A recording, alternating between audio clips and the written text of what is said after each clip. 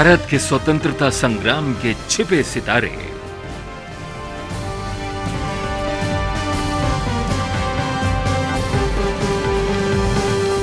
नमस्कार दोस्तों, आप सबका हार्दिक स्वागत है हमारे YouTube चैनल पर। आज हम आपके लिए एक ऐसी कहानी लेकर आए हैं जो न सिर्फ आपके दिल को छू जाएगी बल्कि आपको गर्व और प्रेरणा से भर देगी।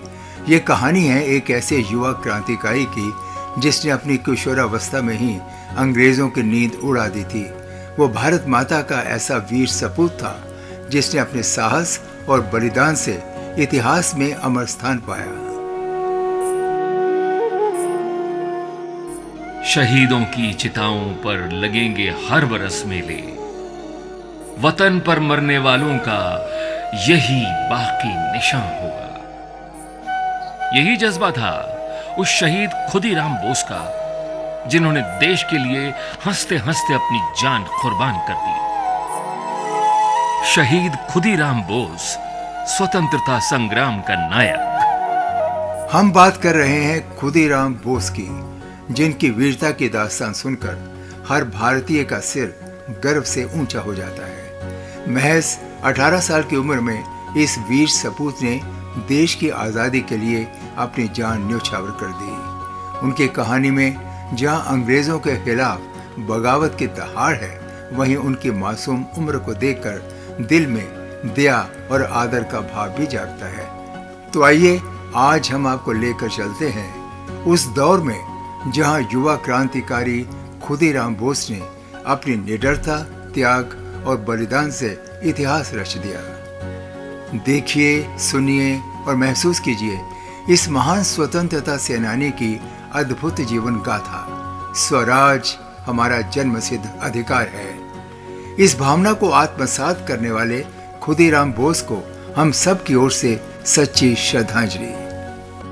देश के सबसे कम उम्र के फांसी पर चढ़ने वाले क्रांतिकारी खुदीराम बोस का जन्म 3 दिसंबर 1889 को पश्चिम बंगाल के मिदनापुर जिले के बहुवैनी नामक गांव में कायस्थ परिवार में बाबू त्रैलोक्यनाथ बोस के यहाँ हुआ था। उनकी माता का नाम लक्ष्मी प्रिया देवी था। खुदीराम अपने माता पिता की चौथी संतान थे, जिसने आगे चलकर इतिहास रच दिया। लक्ष्मी, ये बच्चा हमारे घर का दीपक बनेगा।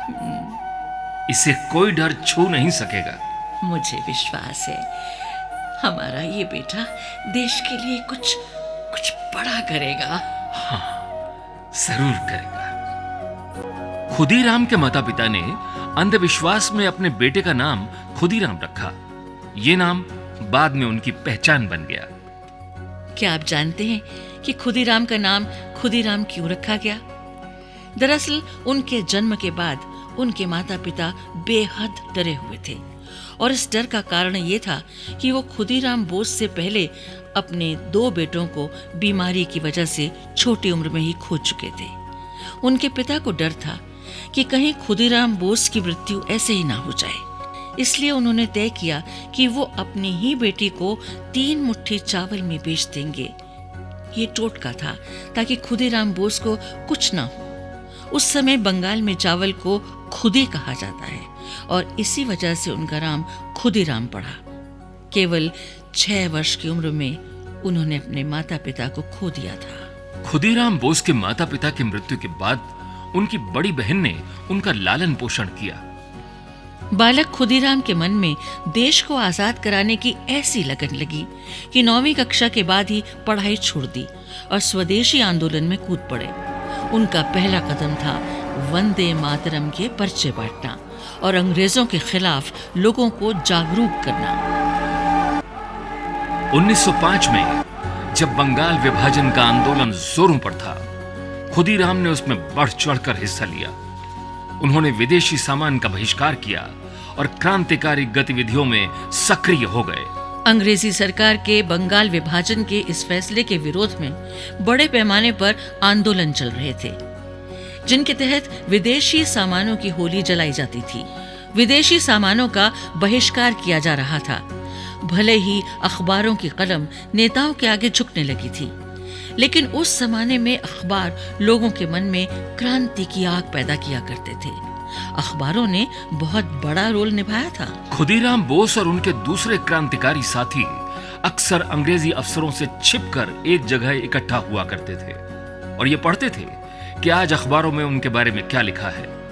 उस समय बंगाल के महान दार्शनिक अरविंदो घोष वंदे मातरम नाम के अखबार में विदेशी सामान की होली जलाने की खबरें प्रमुखता से छाप रहे थे और ये खबरें अंग्रेजों के खिलाफ लोगों को एकजुट करने का काम करती थीं। लोगों को यह पढ़कर बड़ा मजा आता था और इससे एकता की भावना पैदा होती थी। हालांकि इस आंदोलन के दौरान एक ब्रिटिश जज ने क्रांतिकारियों पर खूब अत्याचार किए। उसका नाम था डगलस किंग्सफोर्ड। इस ब्रिटिश जज ने आंदोलन करने वाले क्रांतिकारियों को कोड़ों से पिटवाने से लेकर उन्हें कई कठोर सजाएं सुनाई और इसी के बाद क्रांतिकारियों ने तय किया कि वो उससे बदला लेंगे और ऐसा हुआ भी। देश को आजाद कराना हमारा धर्म है, हमें अत्याचार के खिलाफ लड़ना होगा। इस दौरान खुदीराम और उनके साथी डगलस किंग्सफोर्ड नाम के एक ब्रिटिश जज को उसके अत्याचारों के लिए सजा देने की योजना बना रहे थे। किंग्सफोर्ड ने कई क्रांतिकारियों को कठोर दंड दिए थे, जिससे उसका नाम नफरत का प्रतीक बन गया था। 30 अप्रैल 1908 को खुदीराम बोस प्रफुल्ल चाकी में मुजफ्फरपुर में किंग्सफोर्ड की गाड़ी पर बम फेंकते हैं। दुर्भाग्यवश उस गाड़ी में किंग्सफोर्ड की जगह बैरिस्टर प्रिंगल कैनेडी की पत्नी और बेटी थी, जिनकी मौत हो गई। खुदीराम, हमें भागना होगा, पुलिस हमारे पीछे है।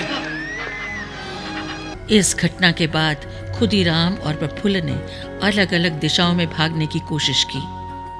खुदीराम को पुलिस ने वैनी स्टेशन पर पकड़ लिया, जबकि प्रफुल्ल ने खुद को गोली मार ली ताकि अंग्रेज उन्हें गिरफ्तार न कर सकें। हैरानी की बात है, उस समय देश के कुछ लोगों ने अंग्रेजी अफसरों को यह बताया था कि खुदीराम बोस किस रास्ते से मिदनापुर पहुंचने की कोशिश कर रहे हैं। यानी उस समय भी हमारे देश में ऐसे लोग मौजूद थे जो अंग्रेजों के साथ मिल गए थे और उन्होंने हमारे क्रांतिकारियों के साथ धोखेबाजी की और खुदीराम बोस को गिरफ्तार कर लिया गया। सोचिए, उस समय भी हमारे देश में ऐसे लोग थे जो खाते तो इसी देश का थे, लेकिन वफादारी ब्रिटिश सरकार के साथ होती थी। 2 सदस्यीय टीम की साजिश में खुदीराम एकमात्र जीवित व्यक्ति थे। यह अनुमान लगाया गया कि खुदीराम बोस को बख्श दिया जाएगा, लेकिन एक ऐतिहासिक तारीख पर ब्रिटिश न्यायाधीशों ने उनकी फांसी की पुष्टि कर दी। कहा जाता है कि जब खुदीराम को फांसी की सजा सुनाई गई तो चेहरे पर मुस्कुराहट देखकर अंग्रेज जज ने पूछा था, तुमको समझ आया कि तुम्हें सजा क्यों मिली? हाँ, बिल्कुल। ओके, तुम खुश कहना चाहते हो? तब खुदीराम ने मुस्कुराते हुए ही जवाब दिया, अगर मुझे कुछ समय दिया जाए तो मैं बम बनाने की तकनीक सिखा सकता हूं, ताकि बाकी क्रांतिकारी भी आजादी की लड़ाई को कमजोर ना होने दें और हर घर में बम बनाकर बहरे अंग्रेजों को आजादी का शोर सुनाया जा सके। खुदीराम ने अदालत में पूरी जिम्मेदारी ली। उन्होंने कहा कि उनका मकसद किंग्सफोर्ड को मारना था, न कि निर्दोष लोगों को। मुझे अपने फैसले पर कोई पछतावा नहीं है। मेरे प्राण मेरी मातृभूमि के लिए समर्पित हैं। 11 अगस्त 1908 को मात्र 18 साल की उम्र में उन्हें फांसी दे दी गई। किंग्सफोर्ड ने घबराकर नौकरी छोड़ दी और जिन क्रांतिकारियों को उसने कष्ट दिया था, उनके डर से उसकी शीघ्र ही मौत भी हो गई। खुदीराम बोस उस वक्त सबसे कम उम्र में फांसी पर चढ़ाए जाने वाले स्वतंत्रता सेनानी थे। कहते हैं, जब खुदीराम फांसी के तख्ते की ओर बढ़ रहे थे, उनके चेहरे पर मुस्कान थी। उनकी इस वीरता ने पूरे देश में आजादी के प्रति जुनून पैदा कर दिया। उनकी अंतिम यात्रा के दौरान लोगों ने फूल बरसाए और उनके बलिदान को नमन किया। खुदीराम बोस के बलिदान ने भगत सिंह, चंद्रशेखर आजाद और अन्य क्रांतिकारियों को प्रेरित किया। उनकी शहादत आज भी हमें यह सिखाती है कि देशभक्ति के लिए उम्र कोई बाधा नहीं होती।